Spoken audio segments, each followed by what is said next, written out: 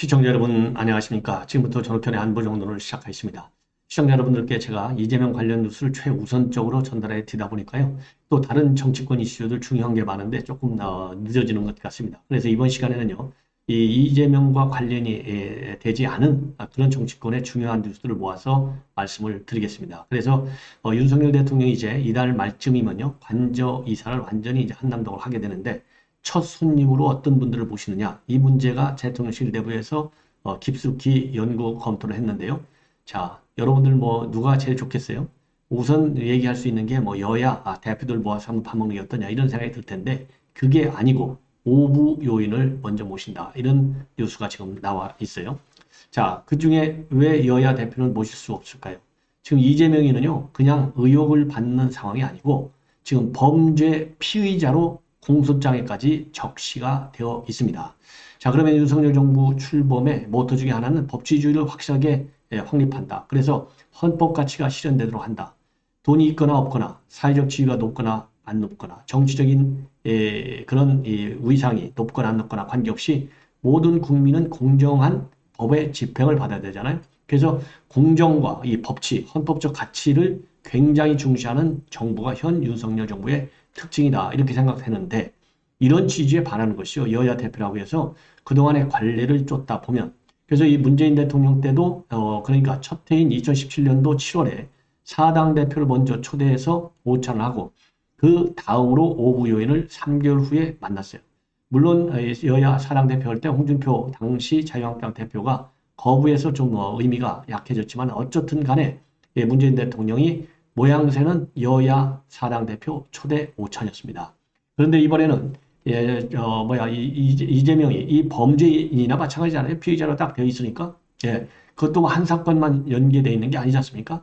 자, 그러다 보니까 대통령이서 고민을 많이 하고 또 여러 이 주변 정치들하고 또 이 출입 기자들한테도 어느 손님을 맨 먼저 모시는 것이 정치적인 상징성뿐만 아니라 실질적으로 대통령의 식사 정치에 의미가 좀 부여되겠느냐 이런 거를 다방면적으로 얘기를 들었다고 그래요. 그런데 과거와 같은 이 관례적인 여야 대표가 아니라 이번에는 오부 요인을 맨 먼저 초대하기로 결론이 내렸다고 합니다. 오부 요인이라고 하는 것은 여러분들 잘 아시다시피 이 국회의장하고 대법원장, 그 다음에는 국무총리, 그 다음에 헌법재판소장, 그 다음에 중앙선거관리위원회 위원장 이 오부 요인입니다. 그래서 이 이유 중에 하나는요. 제가 보기에는 이재명 같은 사람, 이런 사람을 갖다가 초대한다. 그러면은 대통령의 더군다나 첫 손님으로의 상징성이 새카매지는 것이죠. 자, 그래서 이와 관련해서도요. 이준한 인천대 정형외과 교수 언론에 많이 나오는 분이죠. 이분도 첫 관저 손님으로 여야 대표를 초대하는 게 상징성이 더 클 수는 있는데 현재와 같은 사전 국면에서는 만남 자체가 어려워 보인다. 이렇게 의견을 냈어요. 상당히 합리적인 의견이라고 보고요. 그리고 여권의 고위 인사도 이재명을 겨냥한 수사가 지금 본격되고 있는데 이러한 상황에서 윤석열 대통령이 이재명하고 만나는 것은 어렵지 않겠느냐. 그래서 이 대통령은 혼밥하지 않겠다. 왜냐하면 문재인 맨날 혼밥했잖아요. 중국까지 가서 시진핑한테 대접도 못 받으면서 혼밥해가지고 우리 국민들이 자존심이 완전히 땅에 떨어진 바 있지 않습니까? 자, 그래서 윤 대통령 이 당선자 시대도 그랬고요. 그리고 당선되고 나서도 이 참모들하고도 불시에 주변 식당을 다니면서까지 혼밥을 하지 않는 게 윤석열 대통령의 식사 정책 스타일이에요. 그래서 앞으로 대통령실에서는요, 이 정계 인사들, 재계 인사들, 그리고 발달 장애인과 같은 사회적 약자를 초대하는 비공개 만찬 행사를 자주 가질 예정이다. 이렇게 알려지고 있습니다. 자, 이번에는요, 자, 오늘부터 이 감사원의 이 속칭 권력기관에 대한 현지 감사, 실질 감사가 시작이 됩니다. 그래서 오늘 24일인데요. 오늘 24일부터 다음 달 25일까지 한 달간 시작되는데, 자, 우선 공수처, 그리고 대검, 그 다음에 부산고검, 그 다음에 부산지방검찰청 등 4개 기관의 정기 감사를 위한 실지 감사에 들어간다고 되어 있는데요. 여기에서 제가 이 뉴스를 다루는 이유 중에 하나는 바로 공수처를 지금 감사하는 거예요. 공수처. 이 공수처 감사와 관련해서 이번에 국회가 지금 감사 요구한 사안이 뭐냐면 공수처의 형사사법정보 시스템하고 다른 형사사법기관의 형사사법정보 시스템하고의 연계 실태 이거를 국회에서 요청했기 때문에 이 부분을 집중적으로 감사할 예정이고 이번 기관 감사의 목적은 기관 운영의 건전성 그리고 효율성 제고가 목적이다. 이렇게 밝히고 있습니다. 자, 그래서요. 이번에 이제 이 감사원 감사. 이제 지금 이제 감사원에서는요. 전에 이제 이 여원국인가요? 감사원 차장이 뭐라고 했습니까? 자, 검찰도 감사원 이 비리를 딱 잡고 있다. 왜? 감사원의 감사의 기간 중 뭔가 마음에 안 들면 터뜨리려고 압박 수준에서. 그러니 우리도 감사원과 관련된 이 수사건들 딱 쥐고 있자. 이렇게 해서 논란이 야기된 바 있어요. 그래서 민주당에서는 지난 8월 말에 8월 26일 날 최재해 원장하고 유병호 사무총장을 갖다가 직권남용 권리행사 방해죄, 그 다음에 협박 혐의로 고발했고, 그리고 또 이거는 뭐냐면 이제 권익위 감사하는 거에 대해서 민주당이 굉장히 불만을 갖고 있잖아요. 그래서 그 문제를 가지고 공수처에 수사를 요구한 거예요. 그리고 최근에 10월 12일 날에는 유병호 사무총장이 대통령실의 이관섭 국정기획 수석, 이 사람하고 이제 문자를 주고받은 게 언론에 포착이 됐지 않습니까? 그래서 이거와 관련해서 직권남용 그리고 개인정보보호법 위반 혐의로 공수처에 고발한 바 있습니다. 자, 그래서 지금 이 공수처가 말하자면 감사원장과 감사사무총장에 대한 이 사건을 수사 중인 과정에서 감사원의 이 공수처에 대한 감사가 있다. 이 점이 지금 언론에서 주목하고 있는 점 중에 하나가 아닌가 이렇게 생각이 드는데요. 이런 것 저런 것 지금 따질 정도가 아니죠. 더군다나 공수처 같은 경우는 이거 빨리 없애야 되는 기관이 아니겠습니까? 그래서 감사원에서 철저하게 정기 실질 감사를 해달라. 그래서 이 기관 운영의 적절성하고 그다음에 이 효용성 뭐 이런 걸 본다는 거 아니에요? 지금 자 그러려고 한다면 효율성 제고 방안, 건전성과 효율성. 그래서 건전성 면에서도 효율성 측면에서도 제가 보기에는 이러한 기관은 거의 제로가 아니냐 이런 생각이 들어요. 그래서 철저하게 정치적인 고려 없이 철저하게 이 팩트와 자료 그리고 통계치를 가지고 감사를 해서 감사의 객관성과 공정성을 최대한으로 끌어올려야 되겠다. 그래서 공수처가 제대로 된 공수처의 기능을 행하든가 아니면 빨리 없애는 방향으로 정리를 하든가 둘 중에 하나가 아니겠느냐 하는 생각이 들어요. 자, 이번에는 이번 시간의 중요 뉴스는 말이죠. 지금 이제 한동훈 장관과 김의겸, 최근에도 김의겸과 그 다음에 이재정 의원인가요? 그 악수하는 문제. 그래서 이제 한동훈 장관이 홍보용으로 이재정 장관한테 굽신 악수를 했다. 이거 문제 있는 사람 아니냐? 이렇게 질문을 한 바 있어요. 그리고 그거를 갖다가 이제 여론화시킨 바 있는데 그게 사실이 아닌 걸로 나중에 확인됐지 않습니까? 이런 것처럼 지금 엉뚱한데 좀 엉터리 제보를 기준으로 해서 엉터리 제보를 기준으로 이 어떤 제보냐? 한동훈 장관이 말이죠. 김앤장 변호사 30명하고 윤석열 대통령하고 청담동에 있는 술집에서 술 마셨다. 이 제보 내용이 아주 사실이다.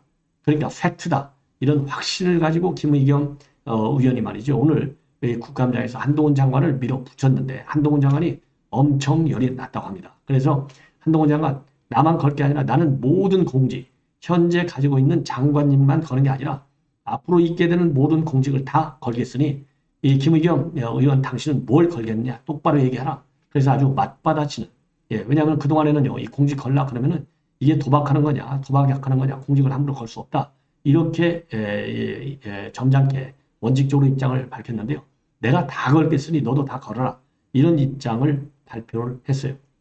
그래서 여기에는 어떤 기관이 끼느냐 제보받은 걸 가지고 하는데 이세창 자유총연맹 하고요. 대행하신 분하고 이분은 이제 이번 대선 국면에서 동서가 미래위원회 총괄본부장을 맡았어요.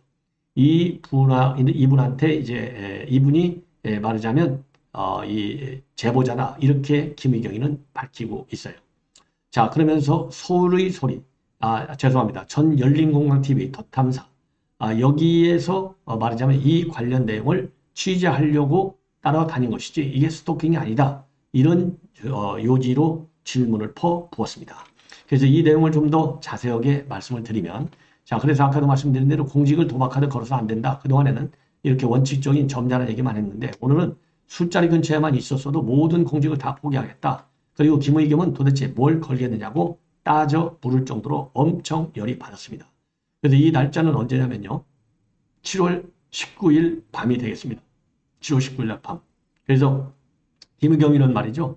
질문을 하기 전에 미리 한 장관한테 일정 좀 확인해 달라. 그러면서 7월 19일 이틀간 일정 도대체 뭐 했느냐.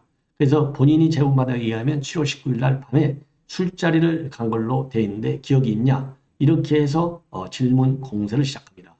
그러니까 한동훈 장관이 책임 있는 말을 해달라. 어디서 들었는지는 모르겠는데 매번 이렇게 허황된 말만 한다면서 황당한 반응을 보였어요. 그러니까 김의겸이가 쭉 질의를 합니다. 뭐라고 하느냐. 청담동에 있는 고급스러운 바였는데 그 자리에는 그랜피아노가 있었고 첼로가 연주되고 있었는데 기억나냐. 그러니까 한 장관이 일단 질문을 다 해달라고 얘기하고 제보 내용에 그러니까요. 김의겸이가 제보 내용에 따르면 술자리에 김현장 변호사 30명이 있었고 윤 대통령과 자리를 합류했다. 윤 대통령도. 자 그러면서요. 이 화면을 동영상을 하나 올렸어요. 그러면서 화면을 봐달라고 하면서 자료를 띄웠는데 이 영상을 자료를 하나 띄웠는데 자료 화면에는요. 이세창 자유한국총연맹 총재의 글이 떴다고 합니다. 그러니까 한동훈 장관은 이 사람은 처음 보는 사람이고 모르는 사람이다. 예. 자, 그러니까 김의겸이가 뭐라고 하느냐. 짧은 기간이긴 하지만 이분은 자유총연맹의 총재를 지내신 분이고 지난 대선 때 국민의힘에서 동서화합 비례위원회 총괄 본부장을 맡았던 분인데 제가 들었던 제보 내용에 대해서 어느 한 언론사 기자가 이분에게 확인을 받았다. 이세창 씨한테 확인을 받았다. 이러면서 첫 번째 녹음 파일을 틉니다. 그러니까요. 이 김의겸이 얘기하는 이 언론사는 어디냐? 더탐사라고 하는 전 열린공간 TV예요. 이 더탐사는 그러니까 한동훈 장관을 지난 7월 달 한 달 내내 스토킹하다가 걸려가지고요. 지금 고소되어서 수사 대상이 되고 있어요. 자 그러면서 이 녹음을 틀었어요. 녹음을 틀었는데 녹음 내용을 보니까 더참사 측의 지금 내용으로 돼 있잖아요. 7월 19일 한 장관하고 윤 대통령하고 김현장 변호사 모임이 있었지 않냐라고 하니까 이세창 이 총재가 이세창 총재라고 지목된 인물입니다. 그러니까 네라고 대답을 해요. 이게 어떤 모임이냐 이렇게 열린 탐사 측에서 질문을 하니까 열린 공감 측에서 질문을 하니까 제가 대통령과 한동훈의 일을 말할 수 없지 않느냐. 내가 더군다나 친하고 그건 예의가 아니다. 이렇게 하니까 더탐사 측에서요. 서로 격려하는 모임이었냐라고 물으니까 이세창 총재로 지목된 분 얘기가 네라고 답을 합니다. 그래서 또 이 술자리에 있었던 분의 녹취가 또 하나 있어요. 구체적인 내용은 더탐사가 오늘 밤에 보도한다. 이겁니다. 지금 오늘 밤에 더탐사가 한 장관을 따라다닌 것은 스토킹이 아니다. 제보를 바탕으로 해서 윤 대통령과 또 다른 술자리를 가진 게 아닌 확인하려고 따라다닌 것이다. 예, 그러면서 두 번째 녹음 파일을 들어요. 두 번째 녹음 파일은 음성이 변조된 여성의 목소리가 나오는데 이 여성이 뭐라고 하느냐. 원래 김현장 애들 모아놓고 하는 거였는데 한동훈, 윤석열이 다 와서 술 마시고 노래 부르고 경호원도 있었고 한동훈이 노래를 불렀다. 우리가 간 데가 갤러리아 골목이다. 차 들어오기가 불편한데 자기가 동백아가씨를 부르겠다고 하더라. 그래서 연주해 달라고 하더라. 그러면서 자기가 아는 노래를 즉 한동훈 장관이 아는 노래를 연주해줘야 좋아하고 동백아가씨는 노래 부르는 것은 윤석열 대통령이 불렀다. 이렇게 한 여성이 두 번째 녹음 파일에서 언급을 합니다. 이 녹음 파일까지 한동훈 장관이 국감장에서 다 들어요. 그러니까 한 장관 질문이 저는 뭘 했나요? 라고 김의겸한테 물어요. 제가 보니까 이 질문은요. 저도 자꾸 웃음이 나오는데 김의겸이가 전혀 예상하지 못한 질문 같아요. 그래서 국감장이 빵 터졌다고 합니다. 그러면서 이어서 의원님 저에게 이재정 의원님 관련 것도 거짓말했는데 사과를 안 했다. 의원님 저번에 뭘 걸라고 하지 않았냐. 이번에 뭐 걸자. 제가 저 자리에 있거나 금방 1km에 있었으면 저는 뭐 걸겠다. 의원님도 같이 걸자. 지금 스토킹하는 사람들과 야합해서 모욕하는 것에 대해서는 자괴감이 든다. 예. 이 얘기는 지난달 9월 18일 날 법무부하고 안양시의 업무 협약실에서 한동훈 장관이 카메라를 의식해서 민주당 이재정 의원을 쫓아가서 악수하는 장면을 의도적으로 연출한 바 있다. 이렇게 김의겸이가 주장한 바 있는데 이거는 사실과 달라요. 방송 영상을 보면 이재정 의원이 먼저 한동훈 장관한테 악수를 청하게 되어 있습니다. 그러니까 김의겸이가 그 당시에도 거짓말로 한 장관을 몰아세운 거라는 것 아니겠습니까? 그러면서 김의겸한테 한동훈 장관이 따지듯이 물어요. 제가 술 못 마시는 거 알고 있냐? 그러니까 김의겸 알고 있다. 그러니까 한 장관은 제가 술 마셨다는 거냐? 저는 술자리를 별로 안 좋아하고 꼭 가야 하는 자리도 안 가고 회식 자리도 안 간다. 제가 검사 생활을 하면서 주로 강한 사람들과 척을 지면서 살아서 어떻게든 꼬투리를 안 잡히려고 술자리를 안 가는데 제가 저기서 노래를 불렀다는 거냐. 자신 있냐? 이렇게 공개적으로 법무부 장관을 모욕할 정도로 자신 있는 말이냐? 그러면서 저는 이세창 총재라는 사람과 스쳐본 적도 없고 저 자리에 간 기억도 없고 근거를 한번 내놔라. 예, 제가 있었다는 근거를. 이건 저를 모함하는 발언이다. 이렇게 몰아세웁니다. 자, 그러니까요. 김의겸이가 살짝 꼬리를 내려요. 술자리에 있었다는 두 사람의 발언이 있지 않냐. 그러니까 하나는 여성 목소리고 이세창 이 총재 이제 확인하는 덧탐사. 현 장관이 그 두 사람이라는 게 저를 스토킹하는 쪽 아니냐. 같이 야합해서 말하는 게 아니냐. 스토킹 배우가 김 의원이냐. 의원님 저는 다 걸겠으니 의원님은 뭐 걸겠냐. 저는 법무장관직 포함해서 제가 앞으로 어떤 공직이든지 다 걸겠고 거는 거는 당신 좋아하지 않냐 말이지. 국감장에서 찌라시 수준도 안 되는 걸 가지고 국무위원을 모욕해놓고 국정감사라는 게 말이나 되냐. 이렇게 짜지듯이 몰아세웁니다. 그러니까 김의겸은요. 이세창 총재의 발언을 근거로 이야기하는 거가 아니냐. 이세창 총재가 봤다는 거 아니냐. 이렇게 다시 반박을 하고 한동훈 장관은 저는 그 사람 알지도 못하고 의원님이 제기한 근거는 이런 식이냐. 이 정도로 듣고 지르는 거냐. 정말 자괴감을 느끼고 이 정도로 가지고 국정을 운영하는 거냐. 책임져라. 저도 책임을 지겠다. 야, 이거 김의겸 이거 책임지라고 하지 말고요. 사실이 아니면 사퇴하라. 그리고 이거 윤리위원회에 고발하든가, 아니면은 이건 명예훼손으로 걸든가 해야 될 것이 아니겠어요? 근데 뭐, 이 면책 특권이 있으니까 오히려 이렇게 가짜 찌라시를 갖다가 퍼붓는 게 아닌가 싶어요. 그래서 이 김의겸이는요, 이 면책 특권도 너무나 남용하기 때문에 면책 특권 남용 시에는 면책 특권을 적용해주면 안 되죠. 왜냐하면 의정 활동에 면책 특권을 방어 탄원해서 여의도 정치의 질을 더럽히는 사람 아니겠습니까? 그래서 제대로 법적 책임을 지어야 되는 게 아니겠다. 이런 생각이 듭니다. 네. 자, 이번에는 말이죠. 지금 현재 최근에 여러분들 잘 아시다시피 중고생 연대에서 이 중고등학생한테 이 교복 입고 나오고 또 책 깔고 앉아야 되니까 책도 갖고 나오고 그래서 11월 5일 날 윤석열 퇴진 집회를 하자. 이렇게 해서 지금 난리가 났어요.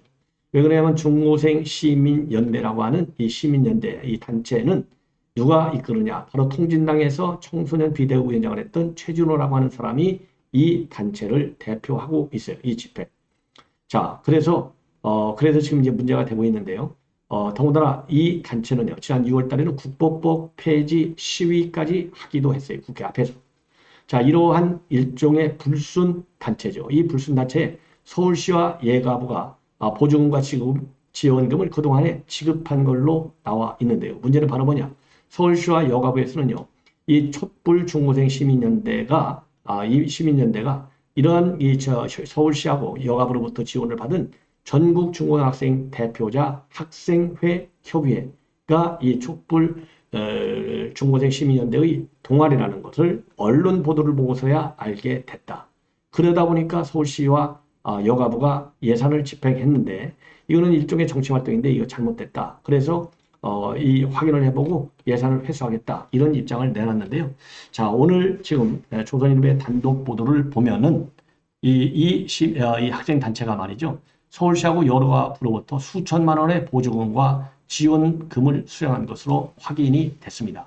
그래서 이러한 이 정부의 보조금과 지원금을 가지고 청년 코민을 운영하고 촛불혁명을 기념하는 행사도 하고 중고생 운동과 위인화 사업도 벌렸어요. 그래서 이거는요, 촛불 중고생 시민연대의 2021년 작년도 수지 결산 보고서를 보면요. 서울시는 4,800만 원을 지원했고 또 이와 별도로 서울시는 생활 속 민주주의 학습지원센터에선 지원금 495만 원도 이 지급이 됐습니다. 그리고 여가부도 500만 원의 보조금을 이 단체에 지원했는데 이 단체는 정부 보조금과 지원금을 크게 11개 사업에 지출을 했습니다.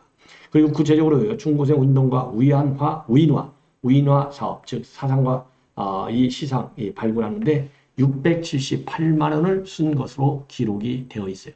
그리고 이 밖에도요, 서울시 중고등학생 대상 민주시민교육사업에 730만 원, 그리고 중고생 촛불혁명 온라인 기념사업에 540만 원, 대학생 공익사회 참여 동아리 청년 코민을 운영하는데 200만 원, 이런 돈을 집행했습니다. 그래서 이 돈 집행 액수는 사실 몇백만 원이기 때문에 그렇게 뭐 크지 않다라고 할 수 있지만은 심지어 일본 방사능 오염수 무단 방류 규탄을 위한 실천사업, 즉 반일 사업을 하는데도 이 돈을 갖다가 썼어요.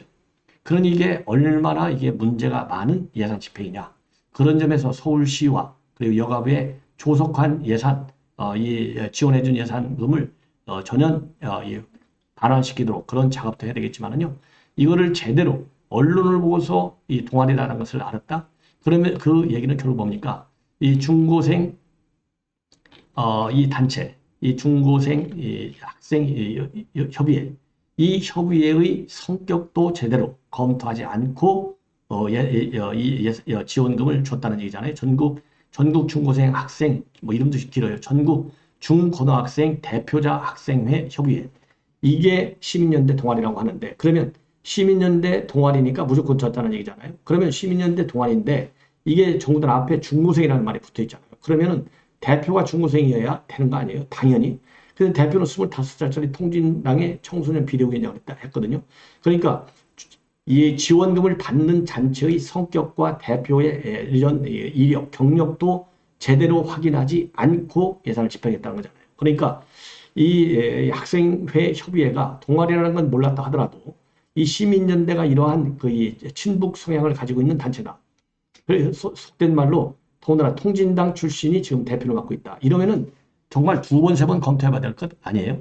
그러니까 그런 것 저런 것 아예 검토를 하는 거예요. 그냥 백지 상태에서 신청이 들어오니까 자동적으로 돈 내주는 그냥 ATM 기계같이 돈을 집행한 거 아니냐. 그런 측면에서 단순하게 이 보조를 해준 예산을 회수하거나 초래하거나 이런 것도 필요하지만은 예산이 집행되기까지 과정에서 관련 공무원들의 직권 남용 또는 직무유기 혐의, 이 불법적 요인, 그래서 뭐 꼭 형사적으로는 처벌하지 않는다 하더라도 못한다 하더라도 자체 징계 규정이라고 징계 규정이라도 좀 활용해서 이런 이 사람들에 대해서는 당연히 징계 처분을 해야 될 것다. 그래야만이 이런 잘못된 예산 집행 사례가 예방될 수 있을 것 아니냐 이렇게 판단을 합니다.